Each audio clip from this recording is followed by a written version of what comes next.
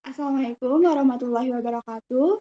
Kami dari kelompok 14 ingin mempresentasikan hasil PPT kami yang berjudulkan Kualitas Layanan dalam Bisnis Retail Circle K yang beranggotakan Siti Aminah dengan NIM 107, M. Heru Fadiko dengan NIM 148, dan saya sendiri Nida Malia Fadila dengan NIM 227. Next.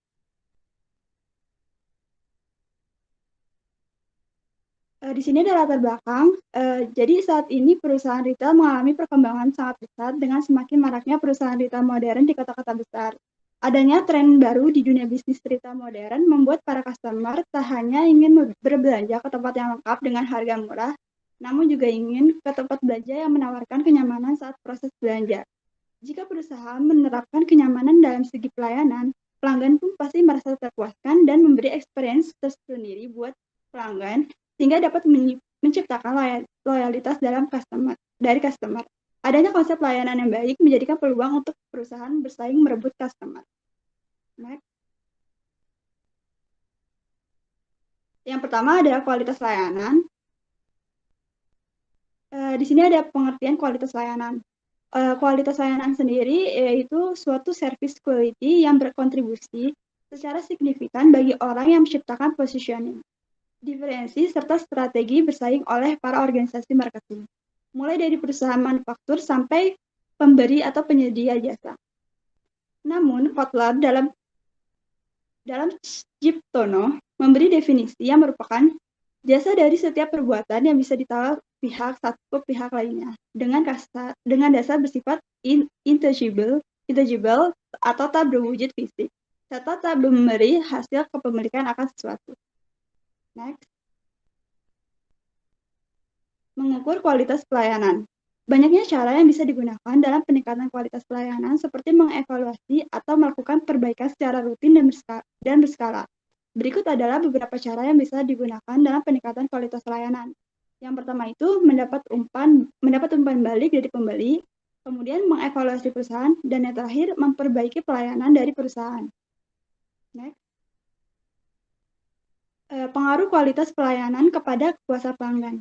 Bagi perusahaan, hubungan kualitas layanan dengan kepuasan konsumen penting sekali, dikarenakan tujuan dari perusahaan yaitu mempunyai konsumen yang puas atas kinerja si perusahaan, atau memberi kualitas layanan semaksimal mungkin. Apabila mau mencapai tingkat keunggulan dari suatu pelayanan, para pegawai juga perlu mempunyai keterampilan yang unggul seperti paham akan jasa dan barang yang ditawarkan, memiliki penampilan menarik serta sopan dan rapi, bersikap humble, memperlihatkan responsivitas mereka pada saat melayani, menguasai pekerjaan sesuai bidangnya, dapat berkomunikasi dengan baik, serta yang terakhir mampu memberi solusi di setiap masalah yang terjadi pada pelanggan. Dari kualitas layanan ini akan memberi dampak dalam menjalin ikatan hubungan yang kuat antara pelanggan dengan lembaga penyedia jasa. Dengan adanya ikatan yang baik, memungkinkan lembaga jasa tadi paham akan ekspektasi serta kebutuhan dari para customer mereka. Dengan begitu, lembaga pemberi layanan mampu meningkatkan kepuasan customer, seperti mengembangkan pengalaman menyenangkan dari masa lalu, serta meminimalisir pengalaman tidak menyenangkan dari pelanggan. Selanjutnya akan dilanjutkan oleh teman saya. Oke, selanjutnya itu yang kedua ada dimensi dan atribut kualitas layanan. Next. Dimensi kualitas layanan itu biasanya menggunakan model servikual, yaitu ada 5. Pertama itu ada tangible, yaitu kemampuan perusahaan dalam menunjukkan keberadaan kepada pihak luar. Selanjutnya itu ada reliability, yaitu kemampuan perusahaan dalam memberikan pelayanan yang maksimal sesuai yang dijanjikan.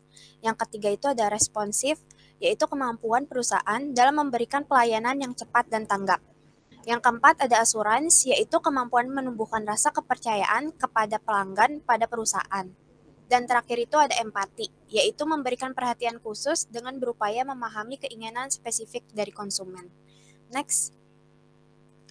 Nah, dimensi dan atribut kualitas layanan menurut Subhas C. Mehta, pertama itu ada dimensi layanan personal, yang mana atributnya itu terdiri dari karyawan siap menanggapi permintaan, karyawan memberikan perhatian pada personal, memberikan perhatian individual, karyawan memahami kebutuhan tertentu pelanggan, karyawan selalu mau membantu, karyawan menunjukkan ketertarikan yang tulus dalam memecahkan masalah, karyawan menangani keluhan dengan memuaskan, karyawan memiliki pengetahuan untuk menjawab pertanyaan, karyawan mengatakan dengan tepat kapan layanan bisa tersedia, karyawan selalu bersikap sopan, sikap karyawan mendorong kepercayaan diri, dan terakhir karyawan memberikan layanan yang cepat.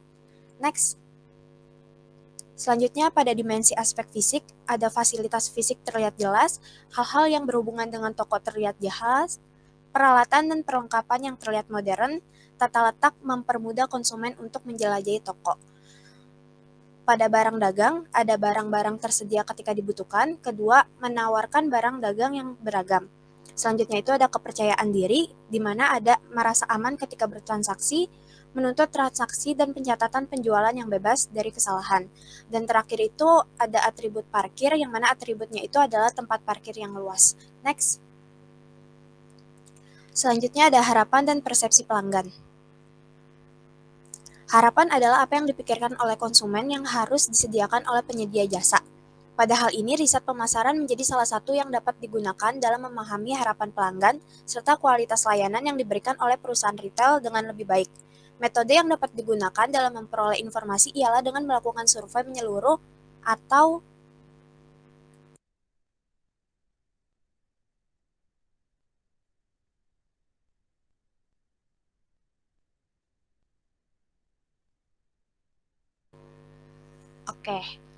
mohon maaf sebelumnya saya lanjutkan. Untuk metode yang dapat digunakan dalam memperoleh informasi ialah dengan melakukan survei menyeluruh atau meminta tanggapan dan pendapat dengan beberapa pelanggan mengenai pelayanan perusahaan retail tersebut. Next. Nah, metode untuk memperoleh informasi harapan dan persepsi pelanggan itu ada 5. Pertama ada studi menyeluruh, menetapkan program untuk menaksir mengenai harapan serta persepsi mengenai layanan yang diberikan. Kedua ada panel pelanggan, yaitu melalui survei pelanggan dalam jumlah yang banyak. Ketiga ada keluhan pelanggan, yaitu memberikan wadah yang tepat dalam menangani keluhan yang disampaikan oleh pelanggan. Yang keempat ada menerka keputusan dengan transaksi individu, yaitu dengan mensurvei mengenai pelanggan dengan cara menilai kepuasan pelanggan seketika setelah sesuai transaksi individu dalam perusahaan retail terjadi. Yang terakhir itu ada saling berinteraksi dengan pelanggan, yaitu pemilik perusahaan retail dapat terjun langsung dalam berkomunikasi dan berinteraksi kepada pelanggan. Next. Selanjutnya, yang keempat itu ada menentukan layanan baku. Setelah mendapatkan informasi mengenai harapan dan persepsi layanan pelanggan, para perusahaan retail dapat memanfaatkan informasi yang telah diperoleh untuk mengembangkan sistem dan juga memutuskan standar agar dapat memberikan kualitas layanan yang baik untuk para pelanggannya. Standar dari pelayanan perusahaan retail pada dasarnya berpegang pada persepsi pelanggan dibanding dengan internal. Untuk menghindari adanya ketidakpuasan pelanggan atau gap yang baku, pada perusahaan retail dapat melakukan yang pertama, selalu berkomitmen agar dapat memfasilitasi kualitas layanan yang baik. Yang kedua, mendefinisikan apa fungsi dari penyedia layanan. Yang ketiga, membuat solusi yang kreatif dan inovatif dalam menanggapi permasalahan pelanggan. Yang keempat, membuat tim pelayanan untuk melayani para pelanggan. Yang kelima, selalu mengevaluasi setiap keputusan dan capaian kualitas layanan yang ada pada perusahaan retail. Yang kelima itu selanjutnya ada evaluasi kualitas layanan. Setiap pelanggan yang datang ke toko retail, biasanya mereka selalu mengevaluasi kualitas layanan di toko retail tersebut secara tidak langsung. Para pelanggan membandingkan persepsinya terhadap kualitas layanan dengan harapan. Evaluasi kualitas layanan terkait akan dua hal, yaitu yang pertama ada pesan harapan pelanggan. Pesan pelanggan didasarkan pada suatu pengetahuan dan pengalaman pelanggan. Setiap harapan pelanggan tidaklah selalu sama pada setiap bisnis retail. Yang kedua, yang B, jasa layanan yang diharapkan. Pelanggan mengharapkan evaluasi kualitas layanan retail di atas persepsi mereka, sedangkan persepsi ini diakibatkan penyajian kualitas pelayanan yang nyata. Selanjutnya di sini ada studi kasus tentang Circle K. Next. Circle K merupakan waralaba toko kelontong atau minimarket internasional yang berasal dari Amerika Serikat. Sesuai dengan tujuan dari Circle K sendiri, yaitu membuat kepuasan dari setiap pelanggan mencapai maksimal dengan lebih mengutamakan kebersihan, kecepatan layanan, kerapihan toko, pelayanan yang ramah tamah, suasana yang membuat senang, dan nyaman, serta penerapan layanan store 24 jam tanpa henti. Next. Di sini ada kualitas layanan Circle K.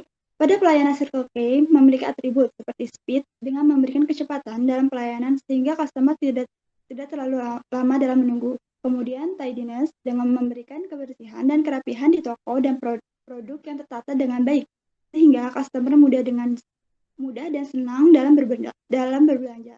Lalu ada friendliness dengan memberikan pelayanan yang ramah dan sopan kepada setiap customer sehingga customer merasa diterima saat berbelanja.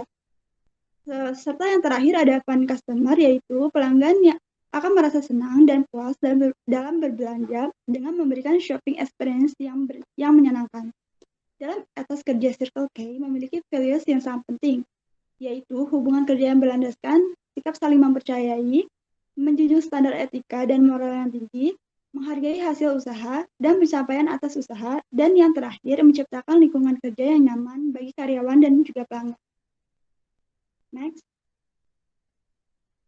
Circle K memiliki brand promise yang sangat penting sebagai bentuk cara kerja perusahaan. Brand promise merupakan pernyataan yang diberikan kepada konsumen sebagai ekspektasi mereka terhadap brand Circle K. Adapun brand promise yang dimiliki Circle K adalah sebagai berikut. Untuk bisnis partner sendiri memberikan pertumbuhan penjualan secara berkesinambungan dengan berlandaskan rasa kepercayaan dan saling menguntungkan. Untuk shareholder memberikan keuntungan dan nilai yang tinggi atas perkembangan perusahaan sehingga bisa menjadikan convenience store pilihan. Untuk customer memberikan pengalaman berbelanja yang mengesankan sehingga customer akan senang dan mau untuk kembali lagi. Dan yang terakhir untuk karyawan, menjadikan Circle K sebagai tempat untuk berinteraksi dan menjalin kebersamaan, sehingga dapat tumbuh dan berkembang bersama-sama.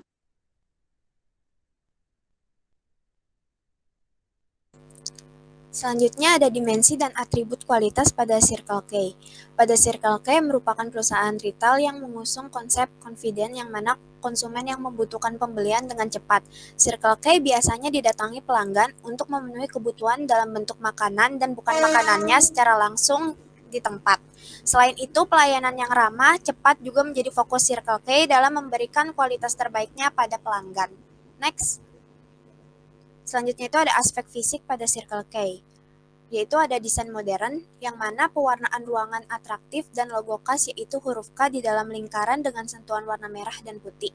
Yang kedua itu ada display toko, yang mana Circle K rak-raknya itu disusun secara rapi dan memberikan kesan ruang yang luas dan nyaman. Selanjutnya itu ada konsep lighting, yang mana Circle K menerapkan konsep lighting khusus pada setiap gerainya yang berfungsi untuk memberikan rasa nyaman pada pelanggannya. Next. Selanjutnya ada layanan Circle K. Pertama itu ada area santai. Circle K menyediakan tempat duduk dan meja yang nyaman di area dalam maupun luar toko, sehingga pelanggan dapat berbelanja dan menikmati produknya dengan bersantai di area tersebut. Selanjutnya itu ada Wi-Fi gratis. Circle K menyediakan Wi-Fi gratis bagi setiap pelanggan yang berbelanja. Dan terakhir itu ada layanan 24 jam, yang mana Circle K menerapkan layanan 24 jam non-stop yang berguna untuk memudahkan pelanggan dapat berbelanja kapanpun. Next. Ada harapan dan persepsi pelanggan Circle K. Harapan dan persepsi pelanggan menjadi fokus utama Circle K dalam menciptakan layanan dan produk terbaiknya selaku perusahaan retail. Dalam hal ini, Circle K memiliki program yang bernama WhatsApp Meet Customer, yang mana bertujuan untuk mengetahui harapan dan persepsi pelanggan selama berbelanja di Circle K. Dalam program WhatsApp Meet Customer yang dirancang oleh Circle K ini memiliki konsep yang unik, di mana Circle K memiliki tim busukan yang ditujukan untuk secara acak memasuki store Circle K dan menanyakan langsung tanggapan konsumen yang sedang berbelanja di store Circle K tersebut. Next.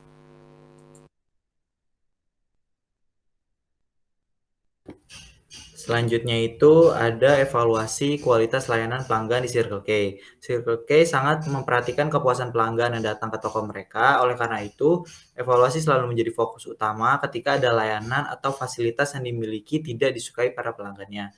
Circle K selalu memberikan pelayanan yang cepat, kebersihan, dan kerapian toko juga selalu diperhatikan agar pelanggan yang datang ke toko selalu memiliki kesan yang baik ketika datang ke Circle K. Circle K juga hadir di berbagai platform media sosial seperti Instagram, Twitter agar para pelanggan dapat mengetahui informasi tentang Circle K dan juga dapat menyampaikan keluhan, kritik, dan saran untuk Circle K. Kemudian, pada saat kondisi pandemik seperti sekarang, Circle K sangat merasakan dampaknya. Hal ini dikarenakan